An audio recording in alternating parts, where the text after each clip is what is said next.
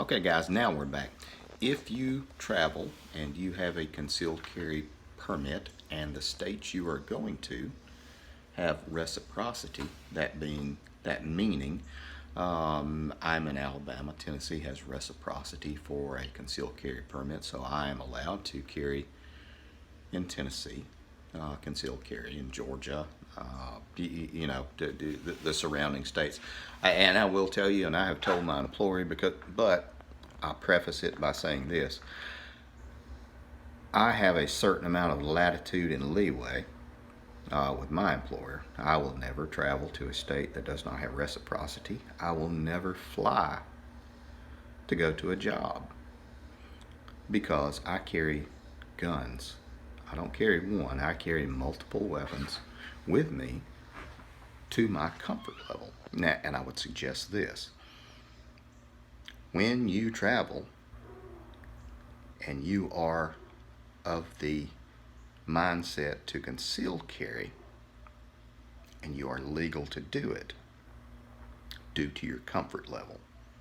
Now, what are you saying by that, Darren? Well, carry a weapon of your choice, carry a magazine or two that you feel comfortable, carry ammunition to your comfort level. That is what you do. And I'll spin you around and show you. This is Ruger 9E. I carry a couple of magazines, carry a couple of boxes of 50-round ammunition with me. I am traveling. I may be out of town for a week. I go to local shooting ranges while I'm out of town. I meet people, talk to them, make contacts, and I do a lot of shooting even when I'm out of town. So, having said that, I'll carry an AR or two with me, and I'll carry a couple of boxes of ammunition, and I will go to the local shooting ranges and shoot with the locals and usually the local police departments. Make good contacts. Just the kind of stuff you do. Besides, there's not much to do in a hotel room, so you get kind of bored. More to come.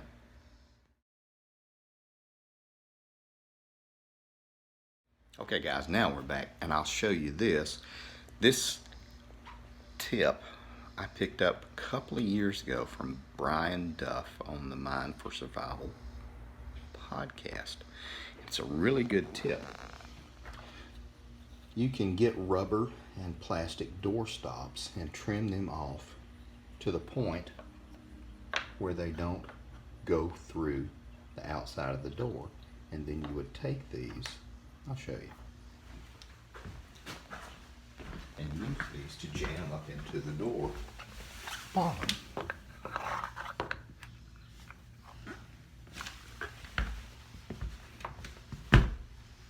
Now, that door is pretty secure. No one can see it from the outside, and it will take a little bit of work to open that up. I cut them in different sizes to allow stacking because sometimes the doors have different spaces under them. I will say the rubber ones do so much better than the hard plastic. More to come. Okay guys, now we're back. Now, you're traveling in your vehicle. Do you have a car kit? Do you have a get home kit? Car kit will usually have a few essential tools, maybe oil, antifreeze, water, something like that. Jumper cables, obviously, jump box as well. And your get home bag, for me, since I travel, in theory, I have enough equipment to where if I had to hitchhike and hobo and walk back home, I could do it. God, I don't want to do that. That's terrible. But I have it just in case I need it. Have a good spare tire. Have a good jack. Make sure you check the pressure in the spare tire. I actually travel enough to where I have a full-size spare tire and I have a save a spare in my trunk. because I've had a flat and had to go find a place and buy a tire. That took a whole day, and it was a waste of a day for me. So I travel with a full-size balanced tire in the back. Pop it off, pop it back on, keep going on my merry way. This is the stuff that we do.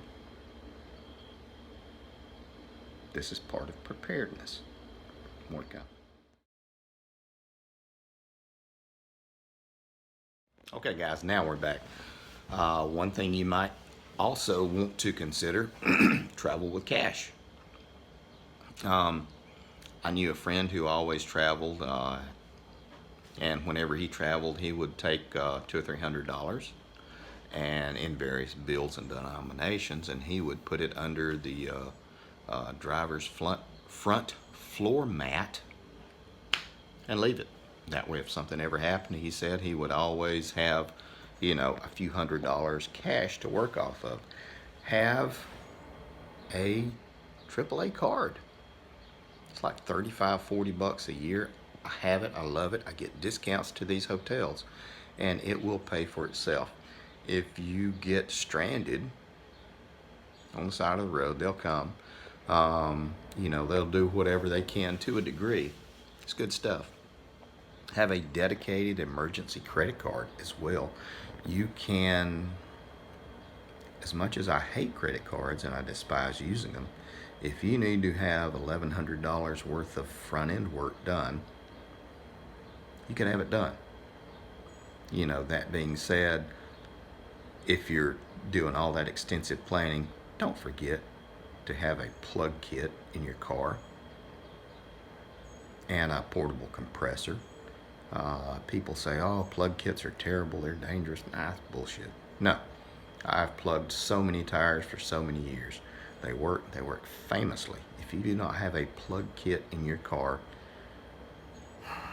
slap yourself in the head. Just reach across and slap yourself in the head. A compressor that will air your tire up. If you have a big old truck, have a compressor that'll air it up, because the smaller car compressors actually won't do it. More to come, guys.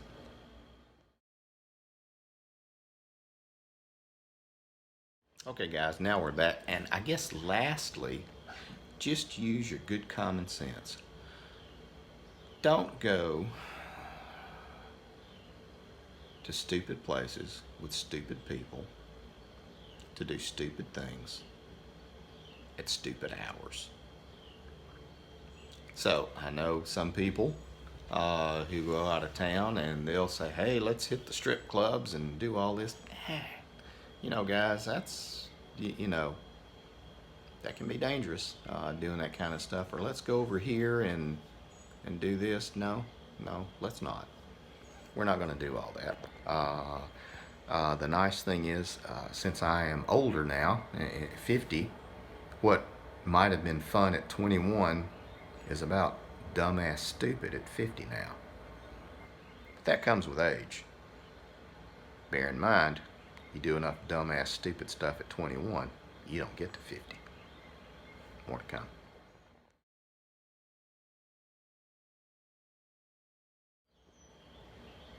Alright guys, now we're back.